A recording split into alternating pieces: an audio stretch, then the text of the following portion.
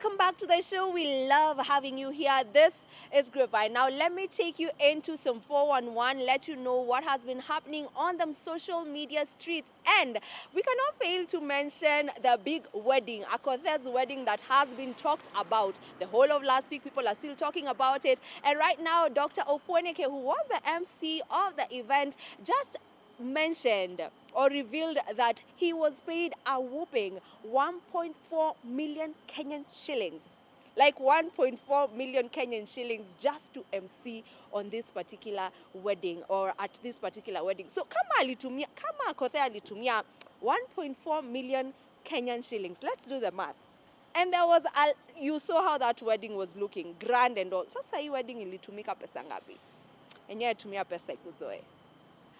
Now, away from the grand wedding, now Bien took to his social media to post up a sarcastic message for the Music Copyright Society of Kenya after he received his royalties. That is a total of 14,634 Kenyan shillings only. Na alikuwa hapo yani tu anasema venye, you know, he's gonna be balling with all that money. We hata heri alipata hiyo 14. Nasikia kuna wale ambao wamepata like 3,000 Kenyan shillings only as their royalties. Well, I don't want to go too much into that because I feel like this is something we always talk about year after year after year.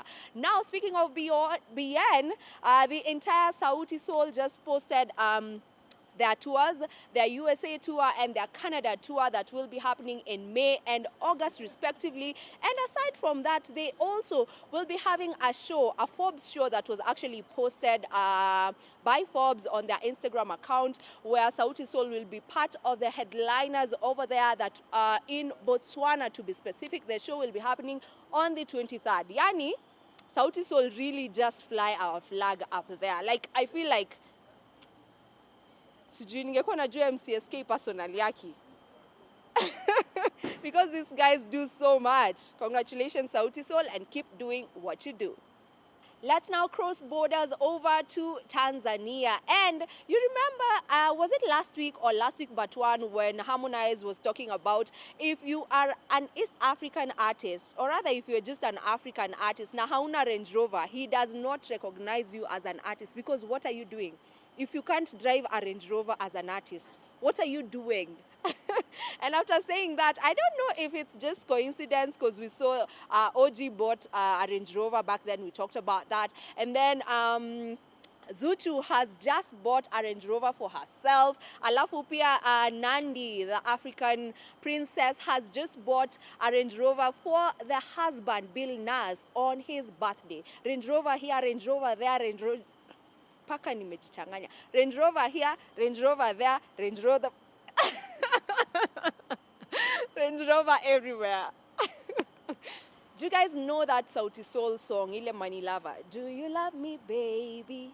Do you love my money? Do you love me, baby? Do you love my money? Now, it seems like Diamond Platnumz is having problems with love, with finding real love. He just mentioned or said that, you know, once you're rich, it's really hard for you to find real love because every girl that comes to you is just looking for money from you. They just want money and not love. How true is this? And then the way we know you, Diamond Platnumz. Sinuona wachanga? Ama?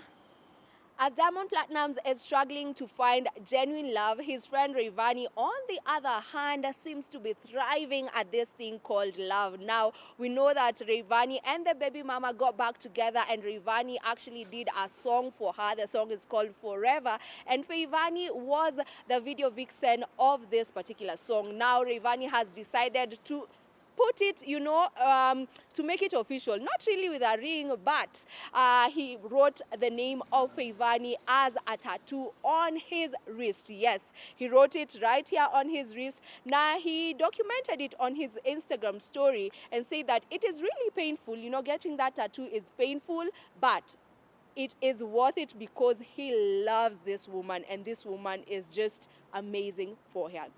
To finish off the trends, a popular American rapper 6ix9ine, or Tekashi 6ix9ine, was in Uganda where he was working with the talented ghetto kids. The ghetto kids from Uganda are going to be featured on one of his upcoming videos. We love that for them.